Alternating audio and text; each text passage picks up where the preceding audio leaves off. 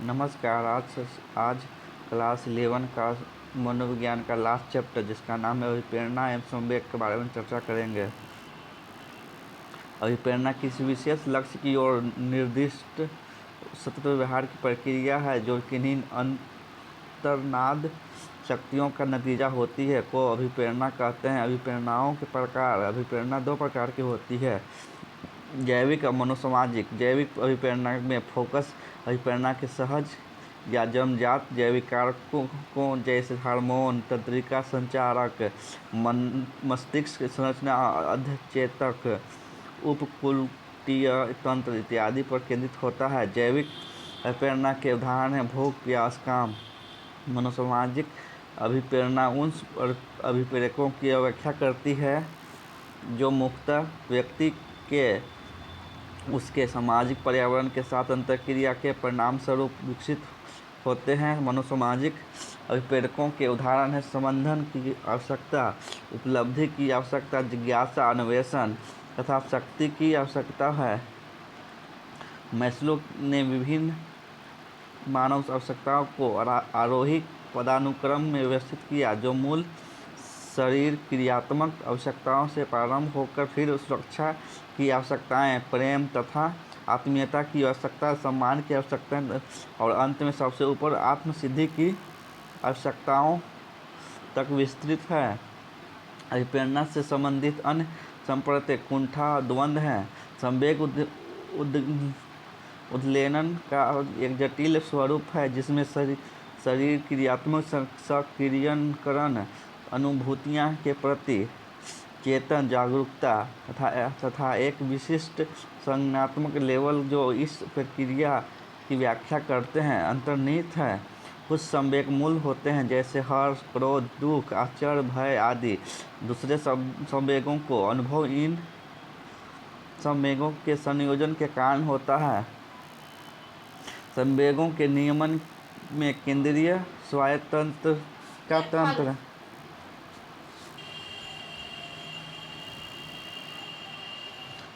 संवेगों के नियमन में केंद्रीय तथा स्वायत्त तंत्रिका तंत्र महत्वपूर्ण भूमिका निभाते हैं।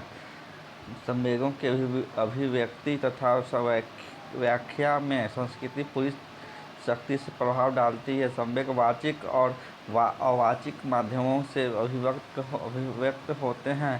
शारीरिक तथा मनोवैज्ञानिक कल्याण के लिए संवेगों का सफल प्रबंधन महत्वपूर्ण है। अभिप्रेरणा के संप्रत्यय की व्याख्या कीजिए।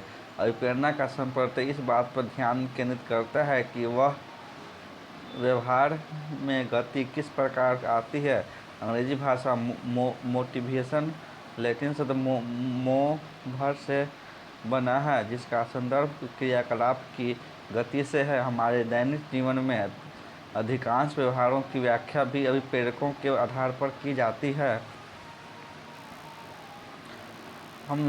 हम विद्यालय या महाविद्यालय क्यों जाते हैं? इस व्यवहार के अनेक कारण हो सकते हैं, जैसे कि हम ज्ञान अर्जित करना चाहते हैं या मित्र बनाना चाहते हैं या फिर हम एक अच्छी नौकरी पाने के लिए एक डिप्लोमा अथवा डिग्री की आवश्यकता है।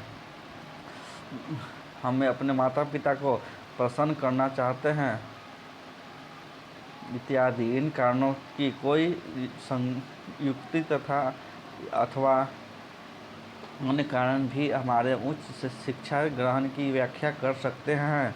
अभिप्रेरक व्यवहारों का पूर्वानुमान करने में भी सहायता करते हैं। यदि किसी व्यक्ति में तीव्र उपलब्धि अभिप्रेरक हो तो वह विद्यालय में, खेल में, व्यापार में, संगीत में, अनेक अन्य परिस्थितियों में कड़ा परिश्रम करेगा।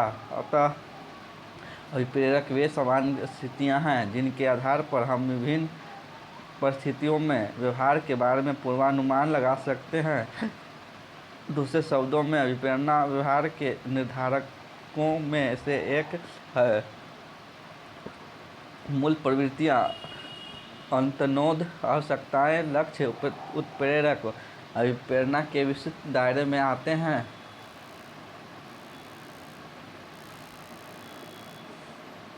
भूख तथा प्यास की आवश्यकता के जैविक आधार क्या है?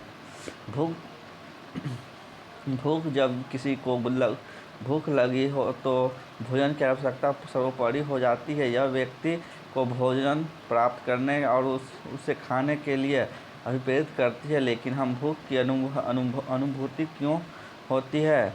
हम अनेक अध्ययन यह स्पष्ट करते हैं कि शरीर के भीतर या बाहर घटित होने वाली अनेक घटनाएं भूख को उद्दीपित अथवा निरुद्ध कर सकती है।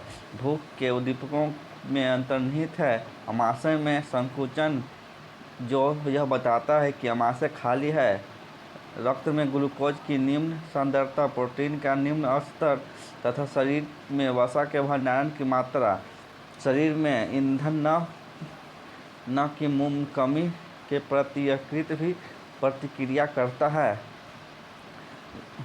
तथा वह मस्तिष्क को तंत्रिका आवेग प्रदर्शित करता है। भोजन की सुगंध, स्वाद या देखने भर से खाने की इच्छा उत्पन्न करते हैं। उल्लेखनीय है कि हम इनमें से कोई भी एक अपने आप में यह भाव नहीं जगाते हैं हम भूखे हैं। ये सब बाह्य कारकों के साथ संयुक्त होकर हमें यह समझने में सहायता करते हैं कि भूख लगी है।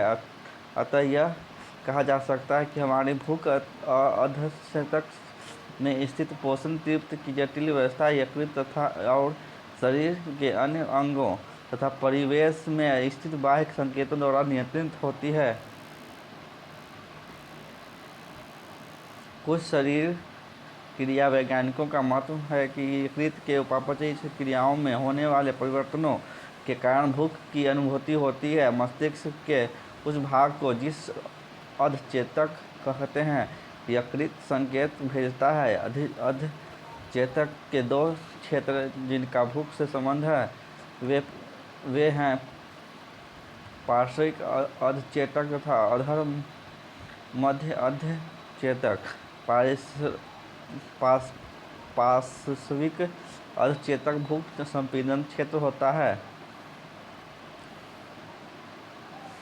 पशुओं के इस क्षेत्र को उद्दीपित करने पर वे भोजन करने लगते हैं। जब यह क्षतिग्रस्त हो जाता है तो पशु खाना छोड़ देते हैं और तथा अनशन से उनकी मृत्यु भी हो जाती है। अधर मध्य अधचेतक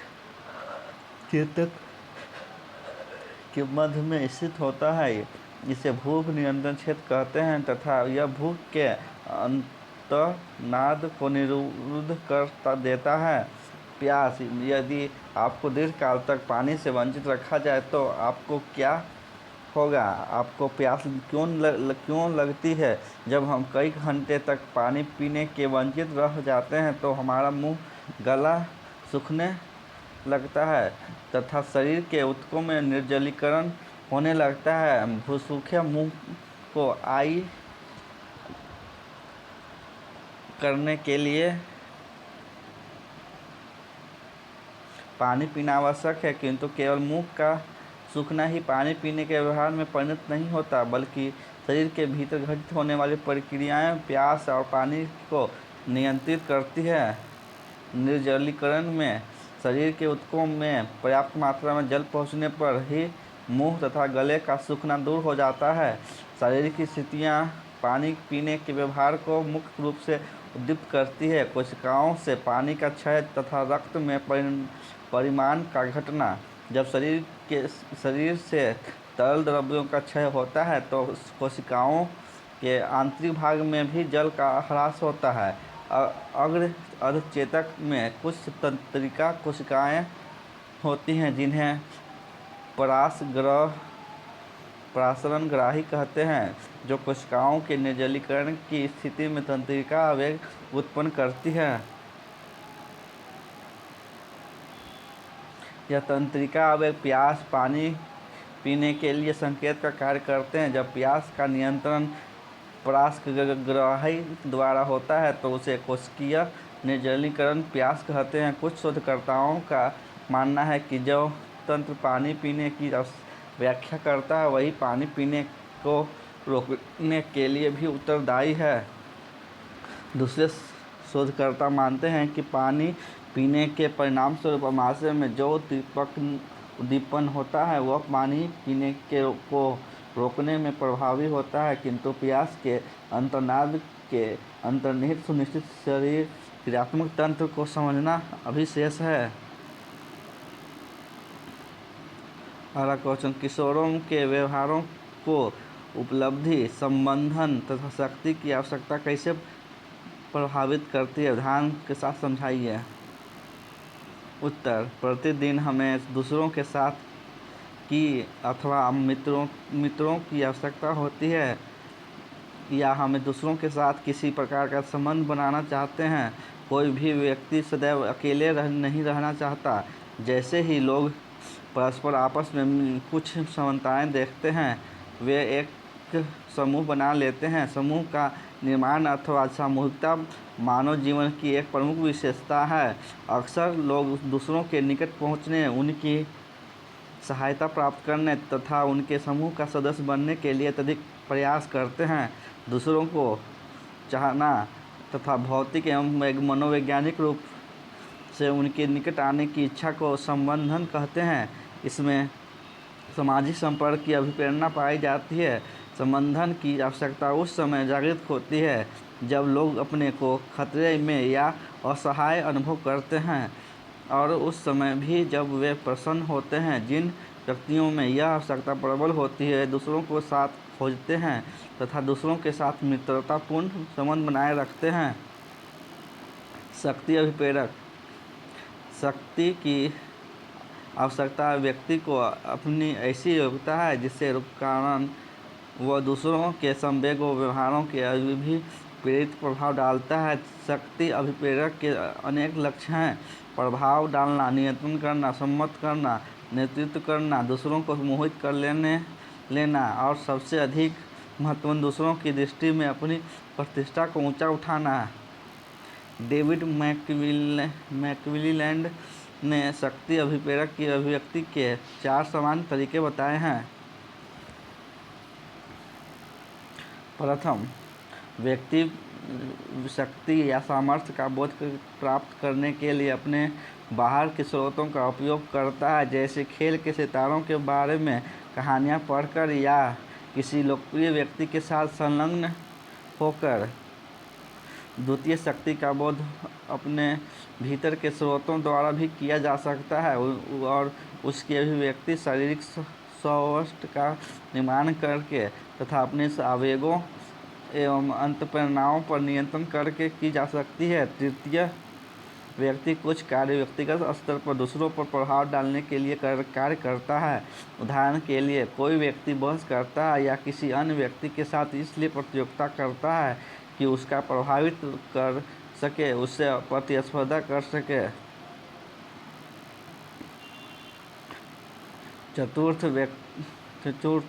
व्यक्ति किसी संगठन के सदस्यों के रूप में दूसरों पर प्रभाव डालने के लिए भी कार्य करता है, जैसे कि किसी राजनीतिक दल के नेता के रूप में वह राजनीतिक दल के तंत्र का उपयोग दूसरों को प्रभावित करने के लिए कर सकता है। इनमें से कोई भी तरीका किसी व्यक्ति की शक्ति को अभिप्रेरणा की अभिव्यक्ति में प्रमुख हो सकता है, उस पर छा सकता है, किंतु इसमें आयु और जीवन अनुभवों के साथ परिवर्तन भी आता है। उपलब्धि अभिप्रेरक, कुछ विद्यार्थी परीक्षा में अच्छे अंक या श्रेणी पाने के लिए कठोर परिश्रम करते हैं या दूसरे के साथ स्पर्धा करते हैं, क्योंकि अच्छे अंक या श्रेणी उनके लिए उच्च शिक्षा, अच्छी नौकरी का मार्ग प्रशस्त कर सकते हैं। उत्कृष्टता के मापदंड को प्राप्त करने की यह आवश्यकता उपलब्धि अभिप्रेरक कहलाती है। उपलब्धि की आवश्यकता, जिसे NHCH भी कहते हैं, व्यवहार का अर्जन एवं निर्देशन करती है तथा परिस्थितियों के प्रत्याख्यान को प्रभावित करती है। मैस्लो के आवश्यकता पदानुक्रम के पीछे प्राथमिक विचार किया है। उपयुक्त उदाहरणों की सहायता से व्याख्या कीजिए। मैस्लो का आवश्यकता पदानुक्रम मानव अभिप्रेरणा के संबंध में विभिन्न मत हैं। इनमें से सर्वाधिक लोकप्रिय सिद्धांत अब्राहम एच मैस्लो द्वारा किया गया है। उन्होंने मानव व्यवहार को प्रकट करने के लिए आवश्यकता को एक पदानुक्रम में व्यवस्थित किया है। उनके उस सिद्धांत को आत्मसिद्धि का सिद्धांत कहते हैं। यह सिद्धांत अपने सैद्धांतिक एवं अनुप्रयुक्त मूल्यों के कारण अत्यंत लोकप्रिय है। मैस्लो का मॉडल एक पिरामिड के रूप में संप्रतित किया जा सकता है, जिसमें पदानुक्रम के तल में मूल शरीर क्रियात्मक या जैविक आवश्यकता है जो कि जीवन निर्वाह के लिए आवश्यक है। मैस्लो का आवश्यकता पदानुक्रम: शरीर आवश्यकता, सुरक्षा की आवश्यकता, आत्मीयता की आवश्यकता, सम्मान की आवश्यकता, फिर आत्मसिद्धि की आवश्यकता सबसे लास्ट में। जैसे भूख, प्यास इत्यादि इन आवश्यकताओं की पूर्ति हो जाती है तभी व्यक्ति में खतरे से सुरक्षा की आवश्यकता उत्पन्न होती है। इसका आशय भौतिक और एवं मनोवैज्ञानिक प्रकार के खतरों से सुरक्षा का है। इसके पश्चात दूसरों को उनसे प्रेम करना, उनको प्रेम प्राप्त करना आता है। यदि हम इस आवश्यकता को पूर्ण करने में सफल हो जाते हैं तब हम स्वयं आत्मसम्मान तथा दूसरों के सम्मान प्राप्त करने के दिशा में बढ़ते हैं। पदानुक्रम में इस ऊपर आत्मसिद्धि की आवश्यकता होती है जो एक व्यक्ति की अपनी संभावनाओं को पूर्ण रूप से विकसित करने की अभिप्रेरणा की परिलक्षित होती है। आत्मसिद्धि व्यक्ति आत्म जागरूक, समाज के प्रति अनुक्रियाशील, सृजनात्मक, स्वतः स्फूर्त तथा नवीनता एवं चुनौती के प्रति मुक्त होता है। ऐसे व्यक्ति में हास्य भावना होती है तथा गहरे अंतर्व्यक्तित्व संबंध बनाने की क्षमता होती है। पदानुक्रम में विभिन्न स्तर की आवश्यकताएं जब तक संतुष्ट नहीं हो जाती तब तक प्रभावी बनी रहती है। एक बार जब वे पर्याप्त रूप में संतुष्ट हो जाती है तब उच्च स्तर की आवश्यकताएं व्यक्ति के ध्यान एवं प्रयासों में केंद्रित हो जाती है। यह उल्लेखनीय है कि अधिकांश व्यक्ति निम्न स्तर की आवश्यकताओं के लिए अत्यधिक सरोकार होने के कारण सर्वोच्च स्तर तक पहुंच नहीं पाते। क्या शरीर क्रियात्मक उद्वेलन सांवेगिक अनुभव के पूर्व या पश्चात घटित होता है? व्याख्या कीजिए। संवेगों के शरीर क्रियात्मक आधार। संजय नौकरी पाने के लिए परेशान है, उससे साक्षात्कार के लिए अच्छी तैयारी की है और आत्मविश्वास का अनुभव कर रहा है।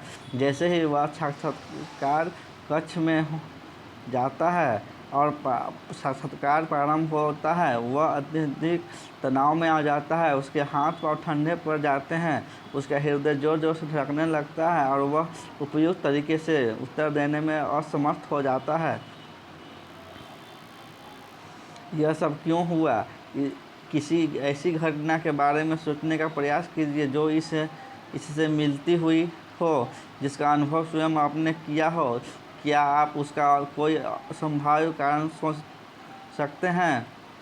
जब हम किसी संवेग का अनुभव करते हैं तो अनेक शरीर क्रियात्मक परिवर्तन होते हैं। जब हम उत्तेजित, भयभीत तथा क्रोधित होते हैं तो इन शारीरिक परिवर्तनों को चिन्हित करना अपेक्षाकृत सरल होता है। जब हम किसी वस्तु के बारे में उत्तेजित या क्रुद्ध होते हैं तो अनुभव करते हैं कि हमारी हृदय गति बढ़ जाती है, सिर चकराने लगता है, पसीना आने लगता है तथा हाथ पांव में कंपन होने लगता है। परिष्कृत उपकरणों की सहायता से उन शरीर क्रियात्मक परिवर्तनों का यथार्थ मापन किया जा सकता है जो संवेग के अनुभूति के साथ उत्पन्न होते हैं। स्वायत्त तथा कायिक तंत्रिका दोनों ही संवेगात्मक प्रक्रिया में महत्वपूर्ण भूमिका अदा करते हैं। संवेग का अनुभव तंत्रिका शरीर क्रियात्मक सक्रियकरण की श्रृंखला पर निर्भर करता है, जिसमें चेतक, अर्धचेतक, उपवलकुटीय व्यवस्था तथा प्रमस्तिष्कीय वलकुट महत्वपूर्ण रूप से अंतर्निहित होते हैं। वे शक्ति जिनके मस्तिष्क के इन क्षेत्रों में व्यापक क्षति हो जाती है, उनकी संवेगात्मक योग्यताएं दोषपूर्ण होते हुए देखी गई है। प्रयोगों में शिशुओं तथा वयस्कों में भी विभिन्न मस्तिष्क के क्षेत्रों में चयनात्मक सक्रियकरण विभिन्न संवेगों द्वारा उद्वेलन प्रदर्शित करता है। संवेग में शरीर क्रियात्मक सिद्धांतों में सबसे पुराने सिद्धांत में से एक जेम्स द्वारा दिया गया था और लेंगे सड़क दुर्घटना, हृदय गति का बढ़ना, पसीना आना, भय, उद्दीपक, विशिष्ट क्रियात्मक परिवर्तन, शारीरिक परिवर्तनों का प्रत्यक्षण, अनुभूत संवेग।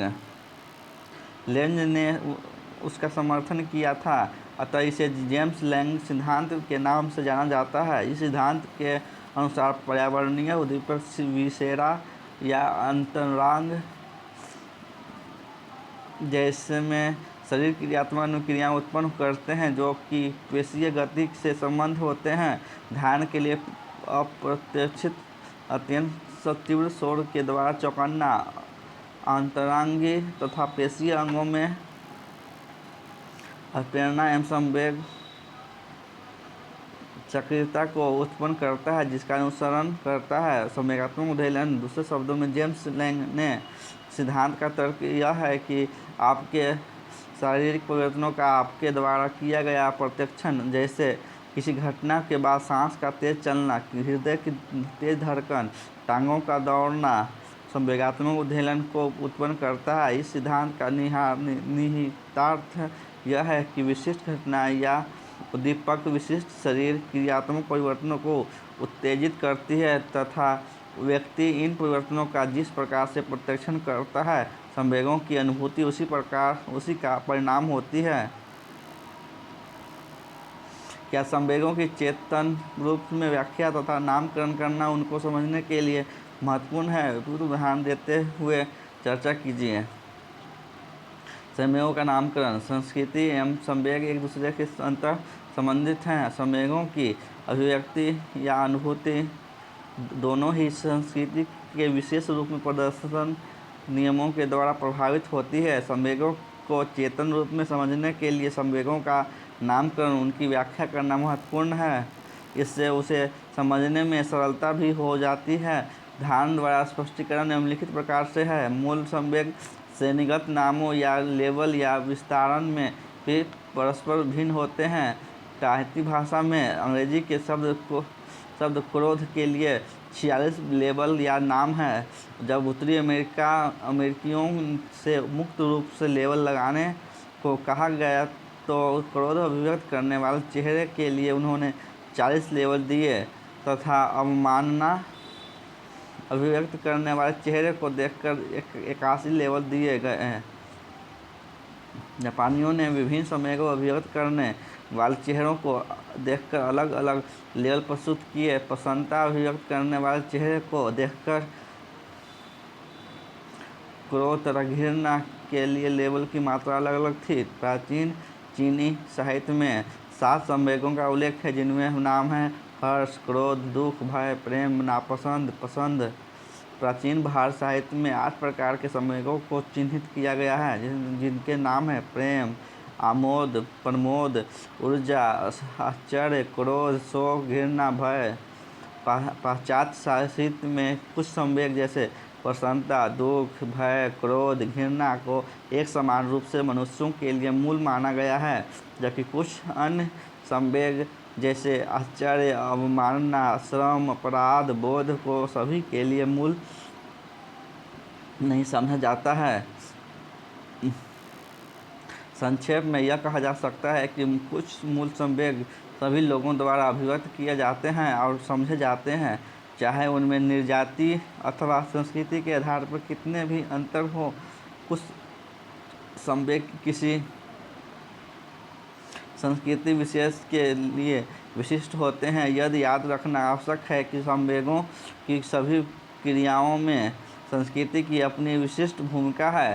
संवेगों की अभिव्यक्ति तथा अनुभूति दोनों ही संस्कृति विशेष के प्रदर्शन नियमों के द्वारा प्रभावित होती है, जो कि उनकी मध्यस्थता रूपांतरण दोनों करती है, अर्थात इन दशाओं की सीमा निर्धारित करती है जिनमें संवेगों की अभिव्यक्ति की जा सकती है तथा जितनी तीव्रता से वे प्रदर्शित किए जाते हैं।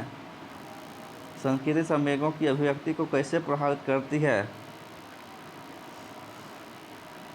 उत्तर, संवेगों की अभिव्यक्ति करने में संस्कृति का विशेष योगदान है। संवेगों का अध्ययन किया जाए तो ज्ञात होता है कि हमारे सामने वाला व्यक्ति या मित्र प्रसन्न है या दुखी है, क्या वह हमारी भावनाओं को समझ पाता है या नहीं। संवेग एक आंतरिक अनुभूति है जिसका दूसरे सीधे परीक्षण नहीं कर पाते या नहीं कर सकते। संवेगों का अनुमान केवल उनकी वाचिक अथवा अवाचिक अभिव्यक्तियों के द्वारा ही होता है। यह वाचिक और अवाचिक अभिव्यक्तियों संचार माध्यम का कार्य करती है।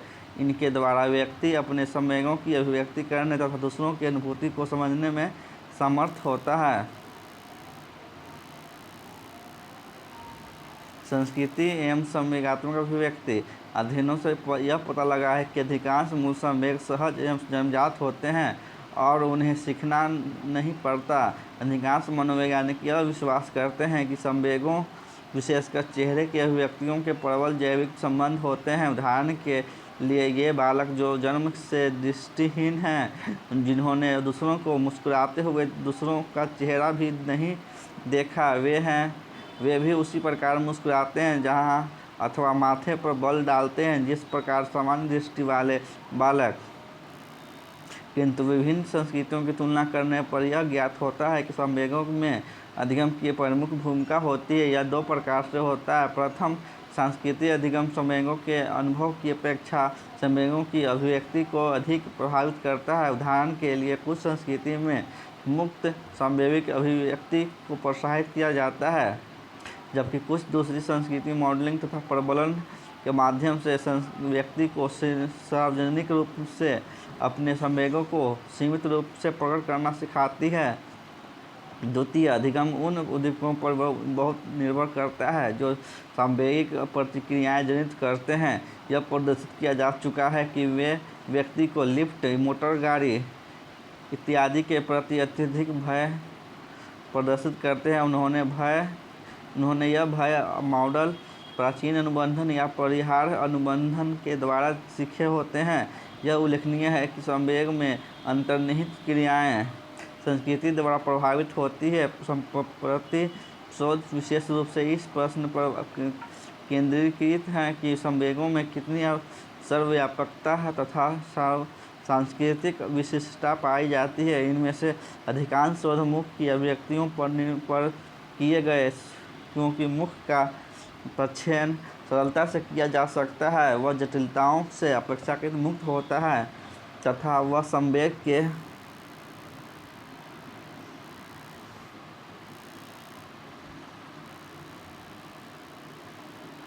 आत्मनिष्ठ अनुभव तथा प्रकट अभिव्यक्ति के मध्य एक कड़ी का कार्य करता है। किंतु फिर भी यह इस बात पर बल देना आवश्यक है कि संवेग केवल मुख द्वारा ही अभिव्यक्त नहीं होते। एक अनुभव किया हुआ संवेग अन्य अवाचिक माध्यमों जैसे टकटकी लगाकर देखने, चेष्टा, परिभाषा तथा सम्मिश्र व्यवहार इत्यादि से भी अभिव्यक्त होता है। चेष्टा के द्वारा अभिव्यक्त संवेगात्मक अर्थ एक ही संस्कृति से दूसरी संस्कृति में भिन्न होता है। उदाहरण के लिए, चीन में ताली बजाना आकुलता या निराशा का सूचक है तथा क्रोध से को हंसी के द्वारा व्यक्त किया जाता है। मौन भी विभिन्न संस्कृतियों में भिन्न भिन्न अर्थ व्यक्त करता है। उदाहरण के लिए, भारत में गहरे संवेग कभी कभी मौन द्वारा अभिव्यक्त किए जाते हैं, जबकि पाश्चात्य देशों में यह व्याकुलता अथवा लज्जा को व्यक्त कर सकता है। टकटकी लगाकर देखने में भी सांस्कृतिक भिन्नता पाई जाती है। यह भी देखा गया है कि लैटिन अमेरिकी तथा दक्षिणी यूरोपीय लोग पाश्चात्य देशों में यह व्याकुलता अथवा लज्जा को व्यक्त कर सकता है। टकटकी लगाकर देखने में भी सांस्कृतिक भिन्नताएं पाई जाती है। यह भी देखा गया है कि लैटिन अमेरिकी तथा दक्षिणी यूरोपीय लोग अंतःक्रिया कर रहे हैं व्यक्ति की आंखों में टकटकी लगाकर देखते हैं, जबकि एशियाई लोग विशेषकर भारतीय तथा पाकिस्तानी मूल के लोग किसी अंतःक्रिया के दौरान दृष्टि को परिधि पर केंद्रित करते हैं। संवेगात्मक आदान प्रदान के दौरान शारीरिक दूरी विभिन्न प्रकार के संवेगात्मक अर्थों को प्रकट करती है। उदाहरण के लिए अमेरिकी लोग अंतःक्रिया करते समय बहुत निकट नहीं आना चाहते, जबकि भारतीय लोग निकटता का प्रत्यक्षण आरामदेह स्थिति के रूप में करते हैं। वास्तव में कम दूरी में छूना या स्पर्श करना संवेगात्मक उष्णता तथा सहृदयता का परिचायक समझा जाता है। उदाहरण के लिए यह पाया गया है कि अरबी मूल के लोग उन उत्तरी अमेरिकी लोगों के प्रति विमुखता अनुभव करते हैं जो अन्य क्रिया के दौरान सूंघने की दूरी के बाहर रह कर ही अंतःक्रिया करना पसंद करते हैं। अच्छा लगे तो सब्सक्राइब और लाइक कर दीजिएगा।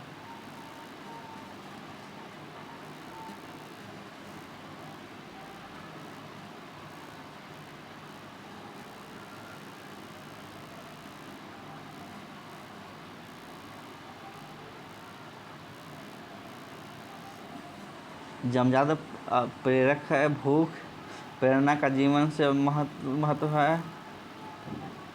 उपयुक्त सभी संबंधित विषय शीघ्र सीख लिया जाता है। कार्य से शीघ्र कुशलतापूर्वक संपन्न होते हैं। समस्त व्यवहार का परिचालन होता है। जन्मजात अभिप्रेरक के विषय में सत्य है। उपयुक्त सभी तथ्य सत्य हैं। ये अधिक प्रबल होते हैं। इन्हें सीखना नहीं पड़ता। ये सभी मनुष्यों के समान होते हैं।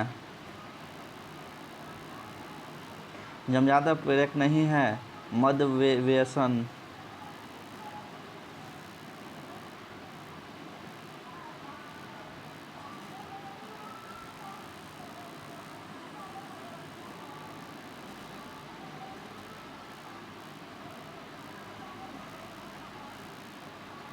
यौन प्रेरणा का संबंध किस ग्रंथि के स्राव से है?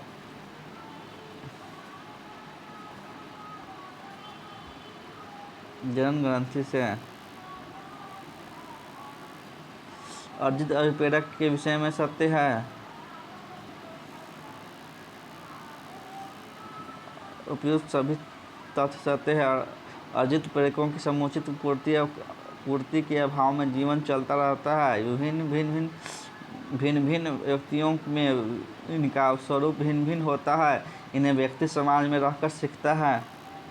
मूल प्रवृत्तियों की विशेषताएं हैं। उपयुक्त सभी मूल प्रवृत्तियाँ किसी न किसी संवेग में संबंध होती है। प्राणियों के स्वभाव में निहित होती है। ये जन्मजात होती है। धन्यवाद। चैप्टर समाप्त हुआ।